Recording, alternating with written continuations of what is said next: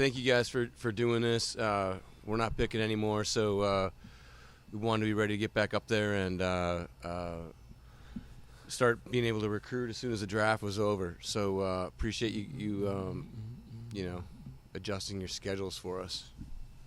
But it was an amazing day. We traded all over the place. It took 2 players. Really excited about both players, obviously. It's not. We're not going to come out there, after surgery. You don't hear many doctors say, right? We've talked about this before. Oh, yeah, surgery was just okay. We feel really excited about what we did, and really excited about Trey. Excited about his competitiveness. The guy's just got a fire to him that's just off the chain. That's what all the cool kids say, I guess. Off the chain. Yeah, sorry. My son would say that, right? So, but 4 or 5 years ago, John. Yeah. Okay. Yeah, I know. I apologize. And then Stone. We waited. It seemed like forever. We waited for Stone. We tried trading up forever to get him. Monster of a man, all business, pretty quiet. Not like a real vocal guy, but just a real. Professional that is a 2-year starter at Florida, big man, super long arms, hard for people to run the hump on him, and the guy runs a track especially well with our new offense. You can see him as a big person out there running and getting outside. So, just really excited, proud of everybody upstairs and what they did, coaches, personnel guys. It was a very productive draft, and now we're getting ready to start the second phase of it. Speaking of focus, I am really impressed with Tim's focus, aren't you, John? Tim? Which Tim? Tim Booth, are you Tim okay? Man, I thought we were doing the cutout thing this weekend, so I thought I would just add to it. That's no cutout. That's that real, is isn't funny. That's creepy. And yeah, look at Mr. Bell. He's outside at the golf course, like just. I thought about doing it last night, but I didn't want to give you guys nightmares. Blink if you need help, Tim. Greg's out there playing with Trump. Ooh. Wow. I can't believe you're wearing a shirt that says a shirt that says Navy on. What's going on here? Army, Navy. We're proud of our military. Opposite is true, but okay. There you go. You lost the bet. There you go. Art, wait to be called on, please. Yeah, Art's fighting for airtime over there. I thought we were going by height. Corbin, get us started. That's the lowest ceiling I've ever seen in a house. Hey guys, there's so much talk this time of year about arm length and all the athletic testing and things like that, but how much does that stuff get thrown out the window to an extent when you're looking at a player like Trey Brown that week in, week out's playing against elite future NFL talent in the Big 12 and playing in the college football playoff? I think you said it perfectly. The landscape is what it is, and so, I'm sure Trey Brown would love to be, 6'2" and be, if he was 6'2", he'd be picked in the top 10, right? So, you can see him every weekend running all over the place in the Big 12 with all these receivers and all the speed that's out there and competing his tail off. Yes, we'd love to have, big corners and all that, and we did right when we got here. But you got to adjust to the times too, and there's only a certain amount of players that you can pick from, and more about the person, like we talked about last night. This guy's a true competitor. He's on the upswing. He's overcome a lot. Tulsa guy that's just he's got a confidence about him that's and a competitiveness that's that we love and we treasure. Jen? Two things on this. When you're looking at Stone, you said that you had tried to get him a couple of different times. What was your level of surprise that he was available today? And second, when he talked to us just a little bit ago, he said admittedly he's not as good in the run game as he is in the pass game. Is it a true run game, though, that he needs to prepare for, given what you anticipate the offense being under Shane? Wow. Well, yeah, you get that one? Yeah, that was. I Thank you. I'll have that. a challenging. That was a challenging one, John. I'm not ready for that one. Volley. Come on, guys. I've already lost 4 bets because you only drafted 3 players. So I'm just going to throw it back to you on that one. So really, you're upset, is what you're saying. You're coming on the rebound here. Yes. Okay. Yes, and I'm taking it out on you, Pete. The really cool thing is we don't have any idea what the question is now, so it doesn't matter. But we're talking about our offensive lineman here. Stone, Yeah. yes. Stone was a guy that really, because of his uniqueness, he's really a unique player. I mean, how many times have I said that to you guys about, we're always looking for traits, and he really brings a great level of potential in his what he brings. He's played a lot of football. He's had over 1,000 pass rushes against him in the SEC. His numbers are really good. His stats are really good in pass protection. He can come off the football. He runs pretty well. He runs well for a big guy. So he moves all right. We just got to get him where he's coming off the football the way we want to.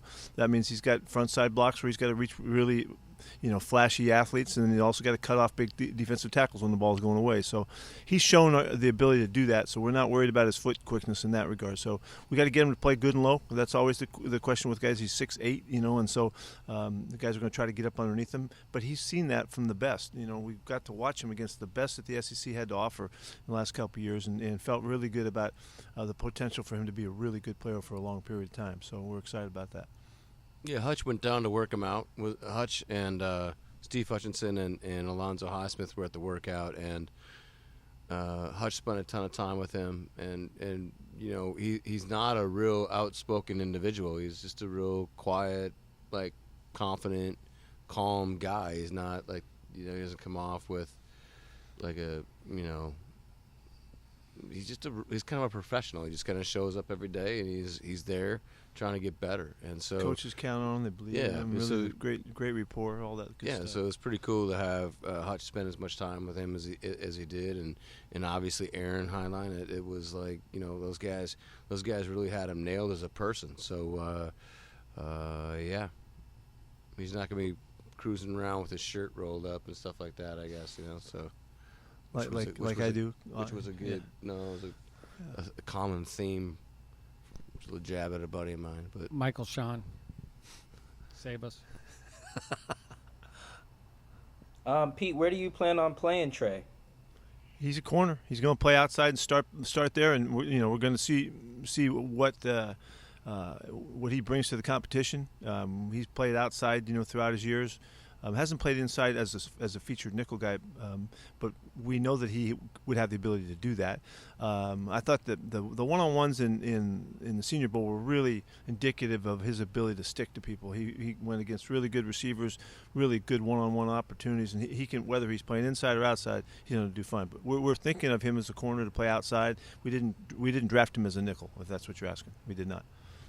So is that just unique to him, or could you move guys like Marquise and keep DJ outside too, even though their arms aren't where the usual benchmark is? No, we can. You've already seen us. We've played with the tallest, longest guys you could play, and we've played with guys at the other end of the spectrum. And DJ showed really well. DJ's not the tallest guy in the world, but he's a heck of a football player, and he showed that he could find his way to get through it.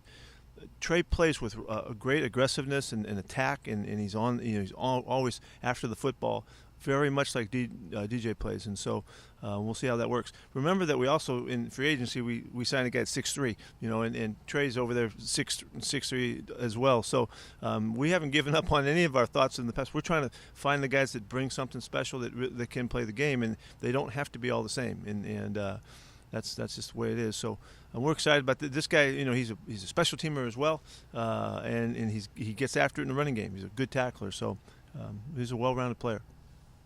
Thanks. Sure. Bob?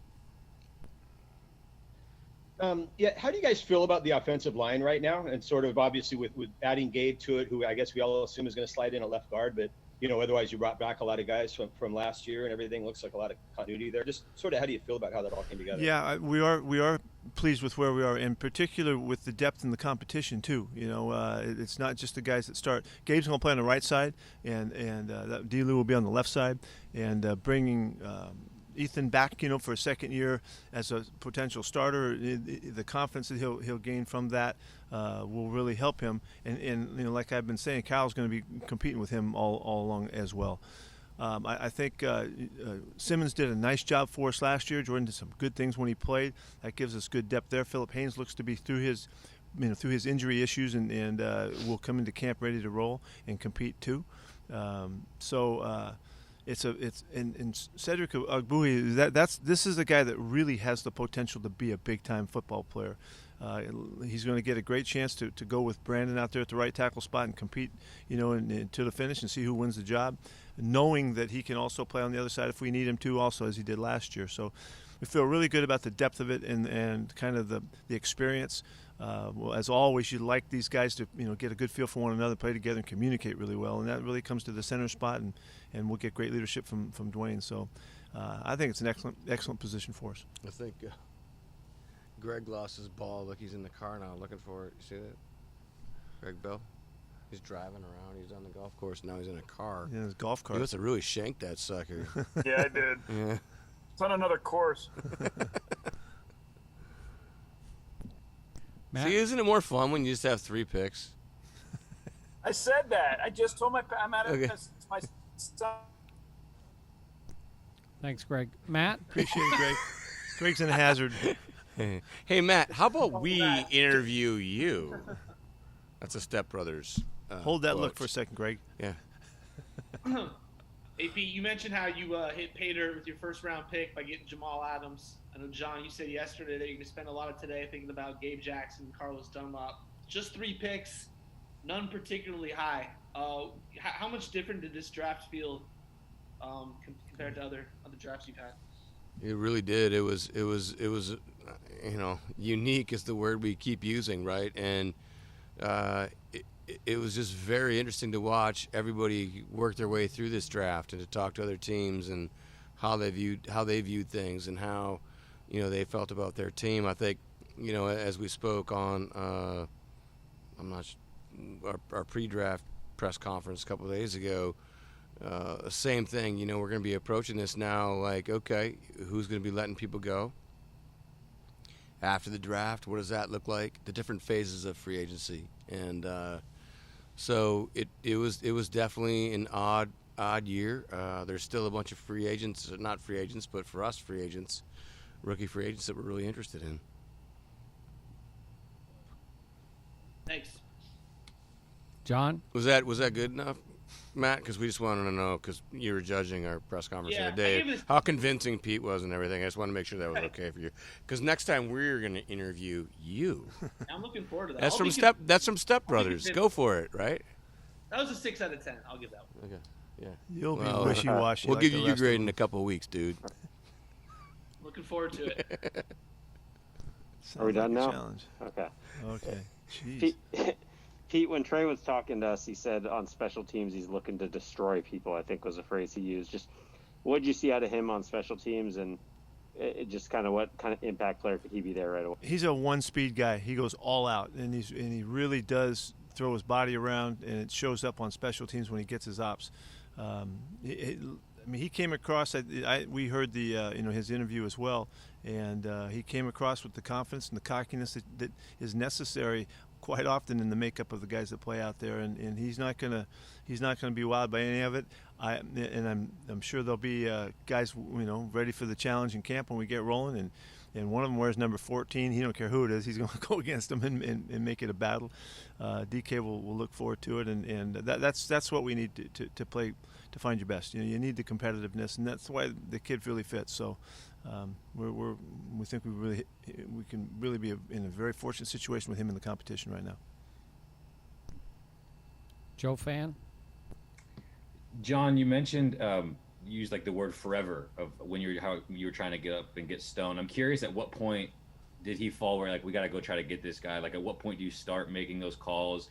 And then do you have maybe any reason why he may have fallen the way he did? I mean, a lot of analysts had him in the 2nd round, 3rd round, 4th round. You guys got him in the 6th. Yeah, just from an ammunition standpoint, being able to work your way up, it was really, I think it was 190 in the 190s, early 190s, 190 where we felt like we had enough to go try, and then from there we just started the whole time. There was a situation where we we could have gone back, and then with we even further after we worked with Tampa to see if we could get Trey a little bit later, which we just decided that was not the thing to do. We needed to just pick Trey, but with the thought of acquiring another pick to try to get up to go get Stone.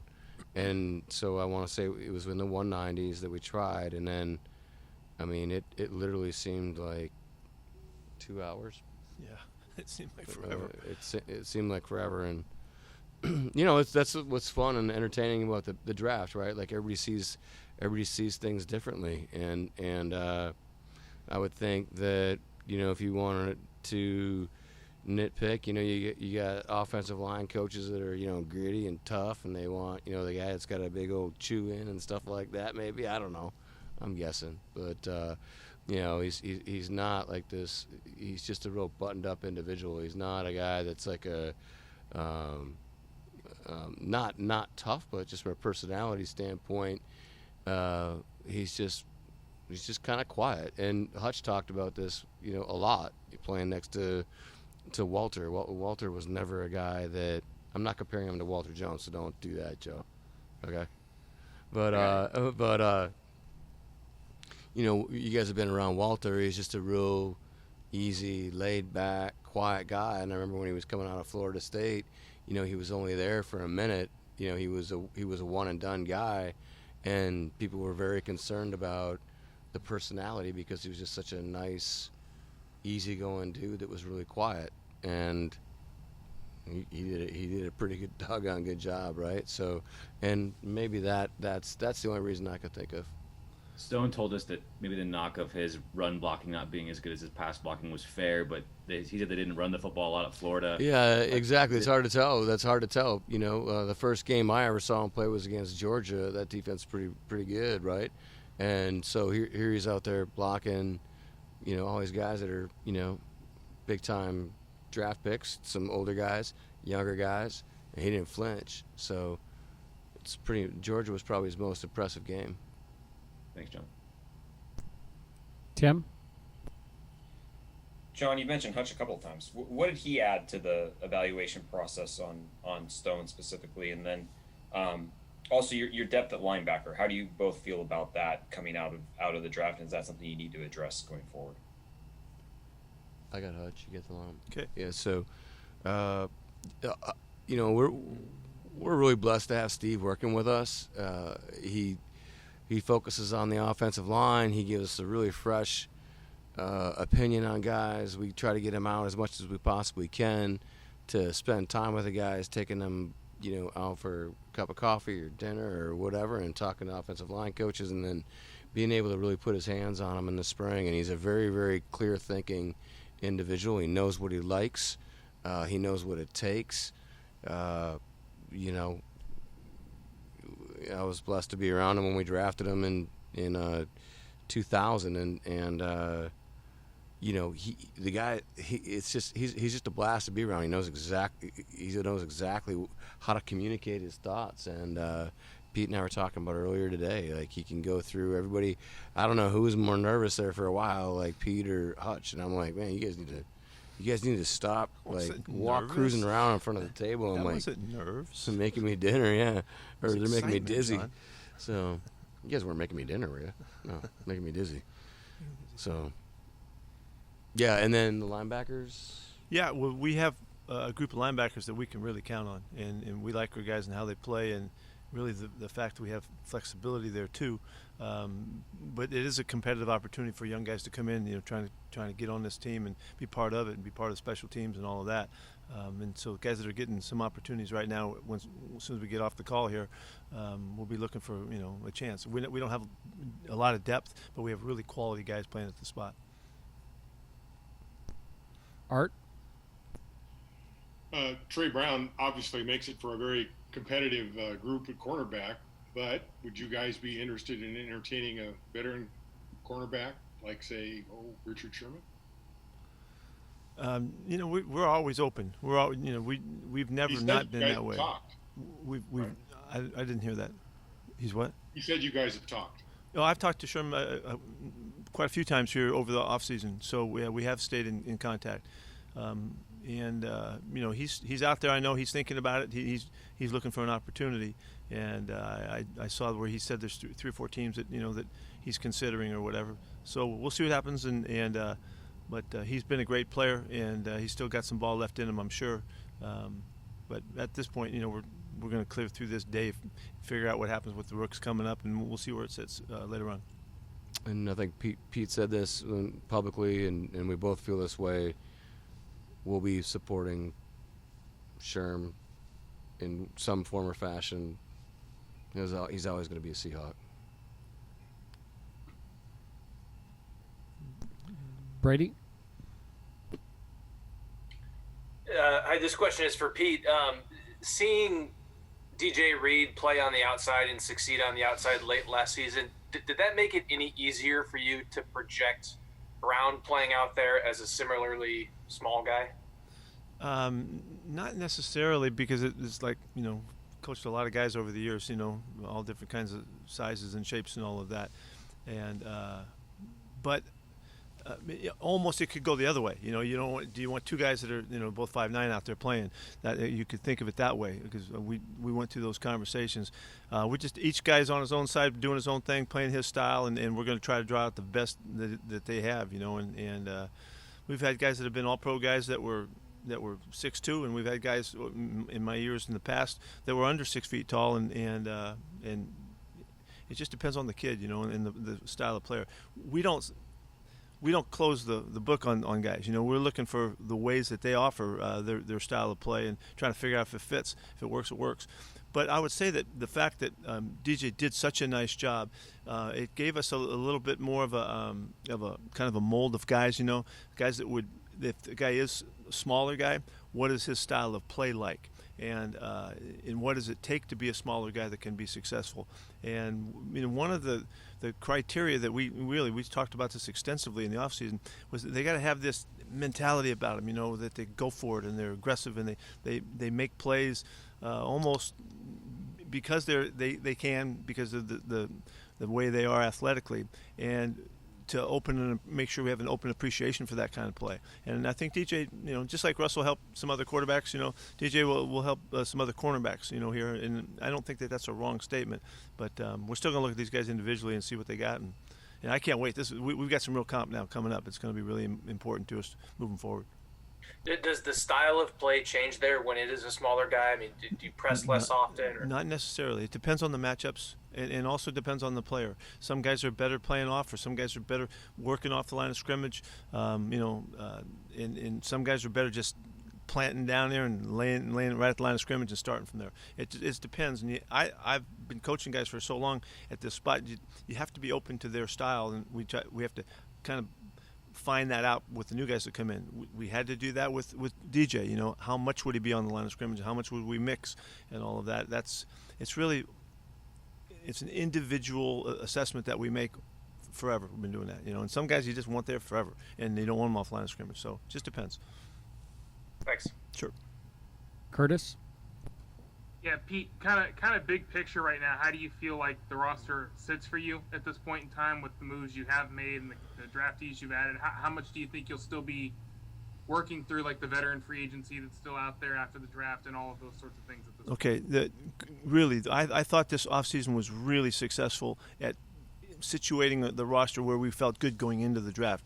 Part of the draft, and John was, helping me be prepared mentally for this all along, without the normal volume of picks, that we needed to make our moves and make our decisions early to make sure that the roster was situated well. We made it. We made it through that offseason and came to the point where we felt like we had guys at every spot. We didn't have any holes going in. We didn't have any glaring needs. We had concerns and issues for depth in competition and all that. So, we have firepower. We've got big plays. We got pass rush now. We've got the leadership. We just and we have depth, and we have competitive depth, which always helps you bring out the best in guys. So we're situated very well right now. If the new guys and a couple of these free agents that have a shot can come in here and make a spark and add something to us, give us a little flash or something here on special teams or whatever they can bring, we're going to be a very, very competitive team. I have no hesitation in saying that. So I'm excited about that. The last part of this is that we're never going to pass up an opportunity to be involved and competitively involved in everything. John does an incredible job. There's nobody that's done it better than John over all of these years to continue to take advantage of every opportunity that comes along. There'll be one after the, kind of whatever the fallout occurs, as guys put their rosters together, that we'll be sitting right there on the fence ready to jump and hopefully we'll see a couple things that might help us out. But we'll be ready for it. We won't miss that opportunity for sure. Bob? Yeah, I just wanted to ask about a couple of other guys quick. Marquise Blair, obviously he's played both safety and corner. When he gets back healthy, where do you see him fitting? And then Darrell Taylor, just with the linebacker depth, is there any chance he could play strong side linebacker at all? Or And Darrell Taylor, okay, gotcha. Yeah, Marquise is doing great. He's ready to get back to working, so he should be in great shape, ready to compete. I think you asked about his versatility. If you watch this, he can play both safety spots, and he does play on the slot and nickel. We started the season with him when we were really with great anticipation what we could do with him there in terms of the pressure that he could bring off the edge, the tackles that he could make, as well as the disruptive type of coverage style. He has a unique coverage style that he plays on the slot there when he does. So we're wide open with whatever he brings. We're really looking forward to it, and even more so once we acquired Jamal and we saw what Marquise could do, and we have those guys on both sides of the nickel package. It was really with great excitement we went into the season. Unfortunately, Keith got hurt, and then Darrell Taylor. Ugo, yeah, Ugo plays the same spot. He has a totally different way of playing the game, and he has his own flair and playmaking ability and take a shot, kind of like as DJ does in that kind of mold that we're creating here. So that gives us really good flexibility because you see Ugo play on the back end at safety, both spots as well. Darrell Taylor does give us some flexibility. We saw him in college play on the edge quite a bit where he did some dropping, he was in coverage. We have that as part of what we're counting on as he comes to us and we get him out there on the field and really kind of fit him in. But we do have to still uncover some of that because we have not had the real chance to really get the work that we need to make those assessments. But very versatile football player, and we're wide open to whatever he can do. Couple more, Brady. Hey Pete, could you please elaborate on? You made a comment about how Forsythe's athleticism fits into Waldron's offense. Could you tell us how? I don't know if I exactly said you talked that. about, I think, getting him out. Yeah, no, we've seen him move. He runs well. For a big man, he runs well, and so he can block on the perimeter. We've seen him get out and stay on his feet. He does not on the ground much at all for a big guy. He's got good coordination and all that, and like I said, he does run well. You wouldn't think a guy that tall would be as fast as he is. But I don't think that there's going to be any restriction. What the benefit that Stone has is he gets to learn from one of the best players in the league, in Dwayne Brown, and he's going to be able to study with him and work with him. Dwayne will take him under his wing, I know, and teach him all the ins and outs of this position, as well as demonstrate what it is to be an effective perimeter run blocker and all. I mean, Dwayne's been famous for that stuff for us. This will be a really competitive opportunity for Stone, but the big part of the competition is he has this great example right there in front of him, show him how to play the game. So this should work out really well. Last question, Greg Bell. Yeah, guys, Richard Sherman didn't leave the happiest camper a few years ago. When did that relationship get back to where you would like it to be, where you now talk frequently and his return could be a possibility? When did that swing? To me, it was never not like that. Yeah, I think it was blown out of proportion. Yeah, I think that's something that gets read into more so. Sherman and I have always shared thoughts about stuff, and as we go through the different cycles of things that have happened in the league and what's going on around the country at times, and we have stayed in touch for a long time. And I don't think that should surprise you, because just think about all of the guys that have left here that had done so much for this program in our area and all of that, and whether they're still playing or they're not playing, we've maintained really, I think, really significant relationships, and Sherman's one of them. I've always thought of Sherman as, he could be the leader of this NFLPA thing someday and run the whole thing. I mean, he's got so much potential to do so much. I don't want to limit him that way. I mean, there's nothing that Richard can't do. And fortunately, we've had a really good relationship, and it's been fun to follow him. And I give him crap whenever I can about games when we're playing or whatever's happened and all that, and he'll turn around and do the same with me. And so I don't know what that means, other than I'm really proud of the relationship that we've had, particularly all the things that we've done together, and he's done well when he's left too. So we'll see what happens. How realistic is it? Fans are going to take your comments. I don't know. I'm just going along with the conversation right now. That's not one of our thoughts right now, that we're going out and go get another guy at the spot. But we're going to keep looking, and we're not going to stop looking, and that's just, we're going to compete. So in that sense, I leave everything open, and that's just one of them. So now go ahead and do whatever you want with it, but that's where it is. It wasn't as bad as everybody thought it was when he left. I was literally talking to him probably 10 minutes before he went in and agreed with the San Francisco 49ers, and talking in a very positive manner. And sure.